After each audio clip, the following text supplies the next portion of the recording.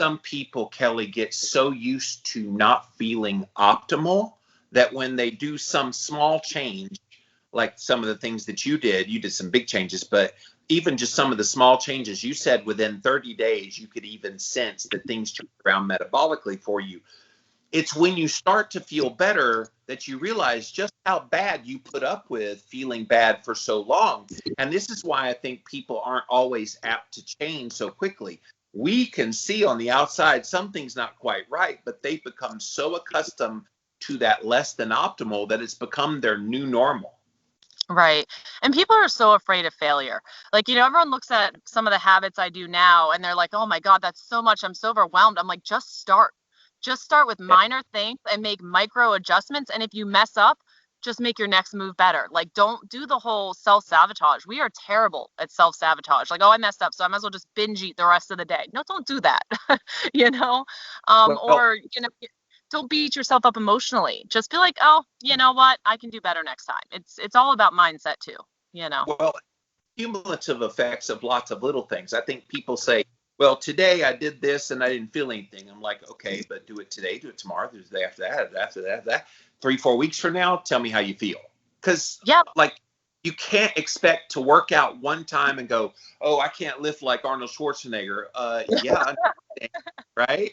It's muscle. So, yes, it's crazy the thought pattern. Or like when people start keto, well, I felt so bad after the first day. I'm like, yeah, because you're adjusting your body to a new way of eating. You have to kind of let the body get through that period of time of adjustment. But when you get on the other side of it, it's beautiful. And I saw this when I had my initial weight loss in 2004. I went on the Atkins diet. I went from, and I did the numbers later. I ran the numbers of what I used to eat. It was like 1,500 to 1,600 grams of carbs I was eating a day, mostly Coca-Cola and junk food. Then I went to 20. Yeah, it's a big change. That hurt for about a week, Kelly. And I remember the first few days I was just laying on the couch. But it was because that was a dramatic change. And I came on the other side of that. And since then, I haven't looked back. And it's just amazing to me that people get caught up in that minutia, that little short period of time where they don't feel great. And they go, oh, this is what I'm going to feel like forever. And I'm like, stick around a while. Like, let's give it 60 to 90 days and then see how you feel. Because I think once people get a little bit of reinforcement that what they're doing is doing something positive, then they have the buy-in factor. Yeah, it was like when I dropped like 10 pounds in 1 week, which was probably mostly water weight. I was just like, I'm done. I'm sticking. I'm never leaving this again. I have energy, whatever. This is it. Because I'd worked so hard just to lose 10 pounds. When I saw it disappear in a week, I was like, woohoo, let's go. And I started so terribly. Like, I would go to Wendy's and be like, give me the double baconator without the bun. What can I do that's simple? I'd go to the gas station and get a bag of cheese curds. Like, there's like 500 calories in a thing of cheese curds, right? And I did what I was convenient because that's all I knew. I was just trying to keep it simple so I could stick to it. And then as the years went, I'm like, oh, I don't know. I think I was out on vacation somewhere and it was like really expensive to go to the grocery store because it was a tourist town. And I found a farm outside of town and we got a pork chop and we brought it back and I tasted it. I'm like, oh my God, this actually tastes like a pork chop from my childhood. Like, and I realized how much nothing in the store had flavor like that anymore. And I was like, I should look into why, and that's how these like balls start rolling. And I'm like, oh, I want my food to have flavor. Right. So now I go to the farm and, oh, that's so much better because if you know what they do to pigs, you're like, yeah, I want the one that's out in the woods eating acorns and watermelons, I get all of my meats now from the farmer's market I go to here where I live in Spartanburg, South Carolina. And there's a farmer that they do everything the right way. Grass-fed, grass-finished, pastured pork, all the things you were just talking about. And then they have like a professional smoker add smoke to like some of the bacon. And there's this pork loin. In fact, I got some in my fridge over there. And I like buy them out. Pork loin kick. What's that? I saw you were on a pork loin kick the other day. I got a new air fryer, and then I found this pork loin. And so between the air fryer and the pork loin, and people are like, did you add butter to it? I'm like, no, that's the natural juices. It's so good. But yeah, it's amazing the difference in flavor. And then you're getting a higher quality of food. This is something that's kind of been debated for many years within the keto space. And, well, food quality doesn't matter. I was like, oh, yeah? Want to bet? Like, yes, it's better than junk food to have conventional meats. But if you can afford and try to fit them within your budget, I've got meats for a whole week. Like meat every day. I've got the pork loin, I got bacon, I've got some beef strip. I got all kinds of meats in there that for a week's worth of food, it's about $50 and it's higher quality. All of it's very high quality, and I can eat that and I can be satisfied with that. I'm mostly carnivore, by the way, so don't really add a lot of things. I might have an avocado now and again, a little bit of vegetables now and again, but it's not regular. It's mostly meat based because that's how I feel the best. And it's funny, all the excuses people have. Well, I can't do that, therefore I'm going back to the junk food diet. I'm like, what? Like, what? Don't do that to yourself. Yeah, my favorite is I can't give up bread. I'm Italian. I'm like, come on, guys. Like, that is the lamest excuse. I mean, I've got Native American in me, but like, I really can't just, say that I can't give up my fry bread. Like it's a food, and the relationship that you have with it emotionally, just because you think it's your heritage. It's not the food that your heritage ate. Like, the food that we get in the store is not what my ancestors ate or your ancestors ate. None of this is real anymore. And you look up something like corn and you see that it was like a grass. And then you look at corn today and you're like, this is a total different ball game, folks. This is not the same food, Yes, I think about like some of the Hispanic people. Well, I can't give up my empanadas and I can't give it because they're cultural foods. But what's fun? Tacos and margaritas. I'm sorry, what? I said tacos and my margaritas, yeah. Yes, and so, yeah, exactly. And so a lot of people have made like keto versions of some of these things. Really, really cool. If you look for it, you can find that you'll keep the cultural foods, but make them healthier, which I'm all in favor. I'm not generally in favor of having replacement cookies, replacement cakes, replacement for all the high carb foods. But I think in that case, if that's such a cultural thing, it lets you partake in the custom without having to partake in the things that would be detrimental to your health. And I know you mentioned you're part Native American. Which Indian tribe? Shoshone. Excellent. Have you heard of them? No, I've heard of Choctaw, and Cherokee is close to here where I live.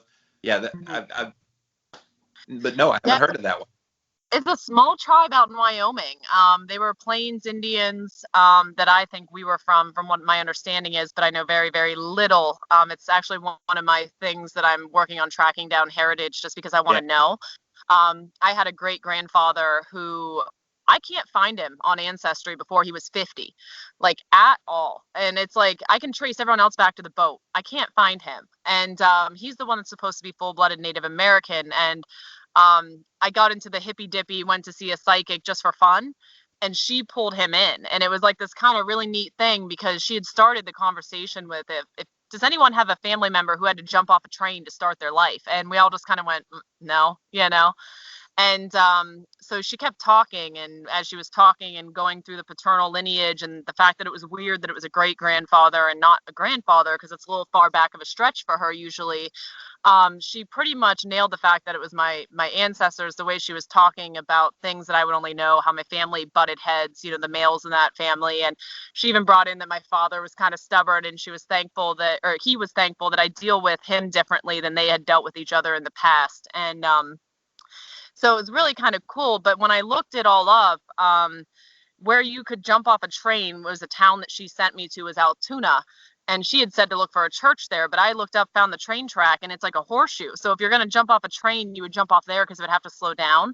But the train track that goes through Altoona would also go from South Dakota all the way to Carlisle, which was an Indian whitewashing school that we have here in Pennsylvania that was pretty serious.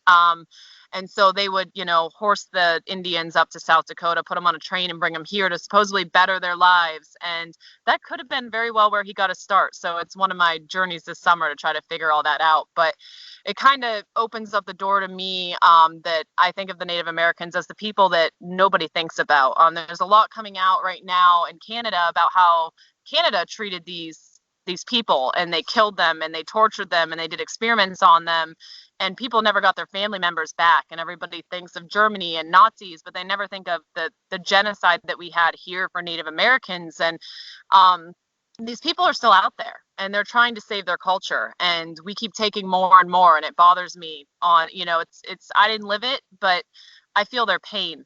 And I see these people, whatever your feelings are about the vaccine, but they're listening to our advice. They're listening to the people that betrayed them, that killed their buffalo, that took their land, that won the war. Like, I get it, but they're listening to their advice now. Like, it's for them. And I always want to just shake everyone. I want to be like the white person that comes in and say, like, I just need you to listen to me for 5 minutes, because the Native Americans are genetically more disposed to having diabetes than any other nationality when you look at the numbers. And you see a lot of them, and they are heavier, and they do have health issues, and their immune systems are not firing on all cylinders. And we lost a lot of elders due to COVID. But if somebody could got in there and just kind of brought back their heritage, what did your people eat? How did you eat? Did you eat with the seasons? Did you get outside? Did you go barefoot? Are you guys doing that anymore? Because I don't see it, and I would love to just bring that back.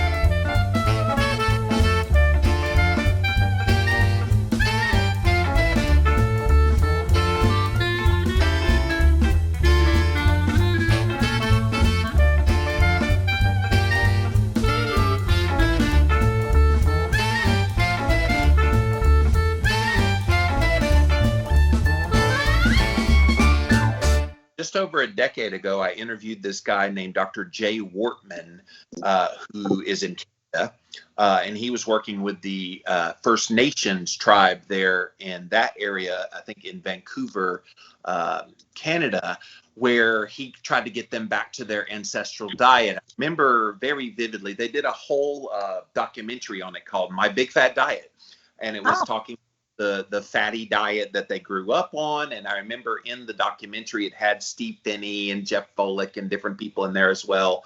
Eric Westman, all looking at what did they eat in their traditional diet. And one of the things was this fish called ulakin. And so they would take the fish and they would, put it in a little processing thing, and they would extract the fat from the fish. And so it was called ulakin grease. And they would literally put the grease on everything they ate, which was really it was pretty cool, because it was like the precursor to the high fat diet that keto became now. But they just knew it instinctively that they felt good on this fish fat.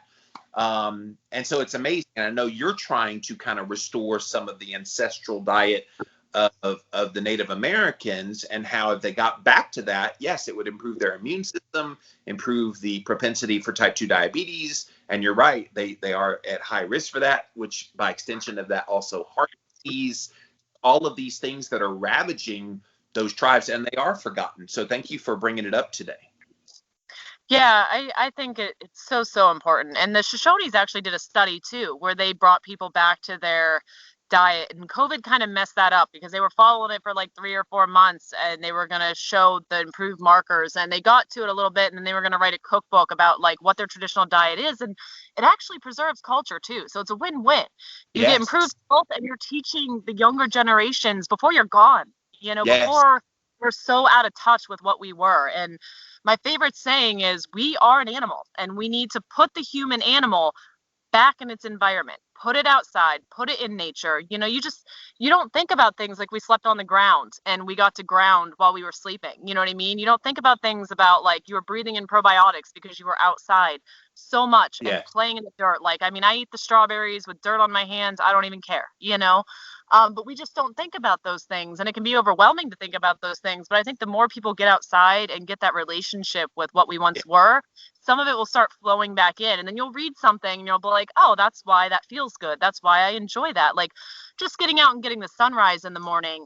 And it does so much for you hormone wise. Like, you know, you see the sunlight, it triggers your hormones, it elevates your cortisol, and that's your cup of coffee, folks. That's your energy for the day. And I still like my coffee, don't get me wrong, it's a nostalgia thing, but really all I need to do is go outside and watch the sunrise, and go out midday and get my vitamin D, and go out in my evening and get my red light and my healing sun, and kind of start my sleep cycle. And it's just like, and it feels good, and it's good to be outside, and we love it, and the sky's pretty, and you know, you can even get it in the clouds, but like all these things had purpose.